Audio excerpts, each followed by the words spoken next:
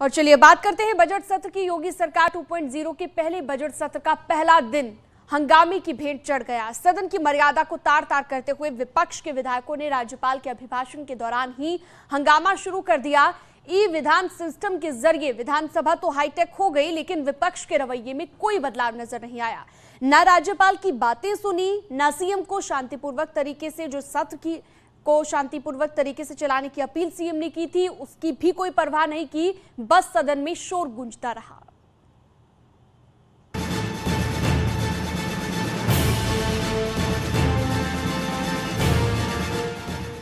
उत्तर प्रदेश विधानसभा के सामान्य निर्वाचन के उपरांत ऐतिहासिक रूप में पुनर्गठित विधानमंडल के समवेत संविधान और लोकतंत्र की दुहाई देने वाले सदन में संविधान की गरिमा को तार तार करते रहे। ये राज्यपाल के अभिभाषण का विरोध भर नहीं था, ये संविधान की मर्यादाओं का उल्लंघन भी था। राज्यपाल अभिभाषण दे रही थी, सरकार के किए गए कामों का रोड मैप रख रही थी, भविष्य का विजन बता रही थी, और विपक्ष के लोग नारेबाजी कर रहे थे। विधानसभा में जो नहीं होना चाहिए था वो हुआ। वेल में आकर हंगामा, नारेबाजी और पोस्टर के साथ प्रदर्शन। 5 वर्षों में मेरी सरकार द्वारा किए गए सार्थक प्रयासों के फलस्वरूप ई विधान के जरिए विधानसभा तो हाईटेक हो गई, लेकिन विपक्ष के रवैये में कोई बदलाव नहीं हुआ। न राज्यपाल की बातें सुनी और न ही सीएम की शांतिपूर्वक सत्र चलाने की अपील की परवाह की। बस सदन में शोर गूंजता रहा। Bureau report, news 18। विपक्ष के हंगामे के बीच राज्यपाल आनंदीबेन पटेल ने अपना अभिभाषण पूरा किया और इसी के साथ पहले दिन की सदन की कार्यवाही को स्थगित कर दिया गया। लेकिन सदन में हुए हंगामे ने सदन की गरिमा पर प्रश्न चिन्ह खड़ा कर दिया। सवाल ये कि क्या जनता के चुने गए विधायक को संविधान की मर्यादा का पालन नहीं करना चाहिए?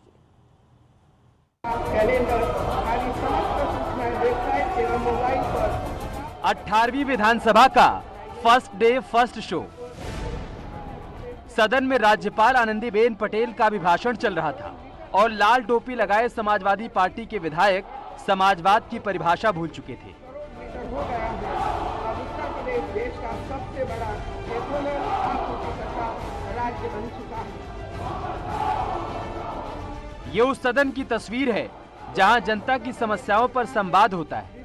विधायक अपने क्षेत्र की समस्याएं रखते हैं, विपक्ष सरकार से सवाल पूछता है, लेकिन विपक्ष के विधायक का मंसूबा सदन के पहले दिन कुछ और ही दिखाई दे रहा था। किसानों को न्यूनतम समर्थन मूल्य का भाषण के संदर्भ में मैं कहना चाहता हूं, समाजवादी पार्टी की चरित्र यही है, कभी भी प्रदेश के विकास की बात उनको पसंद नहीं आती। प्रदेश के बारे में क्या हुआ है सुनना पसंद नहीं है। हंगामा करना, गुंडई करना उनके ब्लड में है और ये आचरण उन्होंने आज पूरी प्रदेश की जनता को दिखा दिया है। प्रदेश की जनता ने अभी उनको किनारे हाशिए पर पटका है और हाशिए से भी नीचे अगले चुनाव में चले जाएंगे। हाँ, मुहिम राज्यपाल जी एक महिला भी हैं और समाजवादी पार्टी ने न तो राज्यपाल पद की गरिमा को ध्यान में रख करके अपने व्यवहार को किया है और न एक महिला का सम्मान किया है। और समाजवादी पार्टी का जो चरित्र है उसे उजागर करने का काम किया है। विरोध करने के बहुत तरीके हैं। अभी सदन चलेगा, सरकार से जो सवाल है वो सवाल लेकर के हमें सरकार जवाब देने को तैयार है, लेकिन जो विरोध करने का उन्होंने तरीका अपनाया है वह निश्चित तौर से अशोभनीय है, निंदनीय है और ऐसा नहीं करना चाहिए। सदन में समाजवादी पार्टी के विधायकों के हंगामे की बीजेपी ने निंदा की है। बीजेपी का कहना है कि विपक्ष को विकास की बात समझ नहीं आती, सिर्फ झूठी तस्वीरों के साथ राजनीति के लिए हंगामा कर रहे थे। सपा का आचरण व्यवहार या सत्ता में रहे हों या विपक्ष में रहे हों, हमेशा उनका आचरण व्यवहार न राज्य के हित में है, न गरीब के हित में है, न गरीब के विकास में कोई उनका सरोकार है। केवल वातावरण, आज भी जिस प्रकार राज्यपाल जी का भाषण हो रहा था, अभिभाषण, उस बीच में आप हल्ला हुल्ला करना और नारा लगाना, बेमतलब का नारा, जहां पर राज्य की सरकार आदरणीय योगी जी के नेतृत्व में, देश के प्रधानमंत्री आदरणीय नरेंद्र भाई के नेतृत्व में जिस प्रकार गरीबों का विकास हो रहा है, कल्याण हो रहा है, उस पर आपको नारा लगाना और 1 घंटा तक नारा लगाना। लेकिन इस बार देखने को मिला, जो पिछले बार जोश था नारा में, वो नारा में जोश नहीं दिखाई दिया था। जो संवैधानिक पद पर है माननीय राज्यपाल महोदय, जो राज्य के हित की बात कर रही थी, जनहित की बात कर रही थी, सबके हित की बात कर रही थी, कम से कम उनका अभिभाषण तो सुनना ही चाहिए था और सम्मान से सुनना चाहिए था।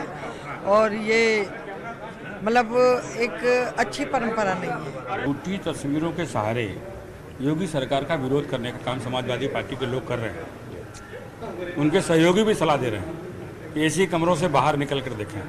जब इसी कमरों में रहेंगे यही होगा। झूठी तस्वीर। विपक्ष के विधायकों को न सदन की मर्यादा की चिंता थी और न ही राज्यपाल के पद की गरिमा की। सीएम ने जो अपील की उसको भी दरकिनार कर दिया। सदन की गरिमा को बना करके इस उच्च सदन का उपयोग उत्तर प्रदेश के विकास के लिए, 25 करोड़ लोगों के जीवन में व्यापक परिवर्तन करने का जो अभियान चल रहा है, विगत 5 वर्ष के दौरान प्रधानमंत्री मोदी जी के नेतृत्व में लोक कल्याण के, इंफ्रास्ट्रक्चर डेवलपमेंट के, गरीब कल्याण के और उत्तर प्रदेश के समग्र विकास के लिए जो कार्य हम लोगों ने किए हैं, उन सब पर चर्चा और भावी योजनाओं पर चर्चा का भी मंच होता है सदन। और राज्यपाल महोदय का अभिभाषण उसी प्रतिध्वनि को प्रदर्शित करने का भी एक माध्यम होता है, जिसमें खुली चर्चा होती है। मानव सदस्य शोरगुल छोड़ करके चर्चा में भाग लेंगे तो बहुत सारी चीजें सामने आएंगी और फिर उसका लाभ प्रदेशवासियों को प्राप्त होगा। कुल मिलाकर सदन में पहले दिन नारों की गूंज सुनाई दी, जिसके बाद विपक्ष के रवैये पर सवाल उठने लगे कि आखिर अभिभाषण के दौरान हंगामा क्यों बरपा। Bureau report, news 18। तो सदन में हुए हंगामे को लेकर विपक्ष का ये कहना है कि सरकार ने जो वादे किए वो आज तक पूरे नहीं किए गए। राज्यपाल के अभिभाषण का जहां समाजवादी पार्टी के विधायक सदन में विरोध करते रहे, तो वहीं उनकी सहयोगी पार्टी सुहेलदेव भारतीय समाजवादी पार्टी के मुखिया ने उनके इस हंगामे को लेकर सवाल खड़े कर दिए।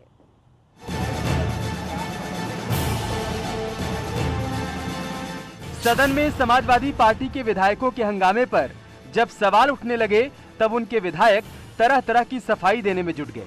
समाजवादी पार्टी के नेताओं का कहना है कि राज्यपाल का अभिभाषण जनता की आवाज नहीं है, प्रदेश की हर व्यवस्था खराब है। निराशा हाथ लगी है। जो किताब का वाचन किया है महामहिम राज्यपाल जी ने, वो जनता की आवाज नहीं है, लोकतांत्रिक आवाज नहीं है। उत्तर प्रदेश की हालत खराब है, कानून व्यवस्था पूरी तरह यहाँ चरमरा गई है। स्वास्थ्य सेवाएं उत्तर प्रदेश में जो हालत है, गरीब उसको इलाज नहीं मिल रहा है, सारा विकास रुका हुआ है, लोकतांत्रिक संस्थाओं पर हमला किया जा रहा है। लाल टोपी पहने विधायकों के हंगामे के बीच सदन में कांग्रेस की एक महिला विधायक भी राज्यपाल के अभिभाषण का विरोध करती हुई नजर आईं। जब उनसे पूछा गया कि सदन में हंगामा क्यों बरपा, तब उनका अपना ही तर्क था। उनका कहना था कि राज्यपाल का अभिभाषण झूठ का पुलिंदा है, क्योंकि अभिभाषण 4 मिनट की देरी से शुरू हुआ। अब राज्यपाल जी का जो अभिभाषण है वो पूरी तरह से झूठ का पुलिंदा है।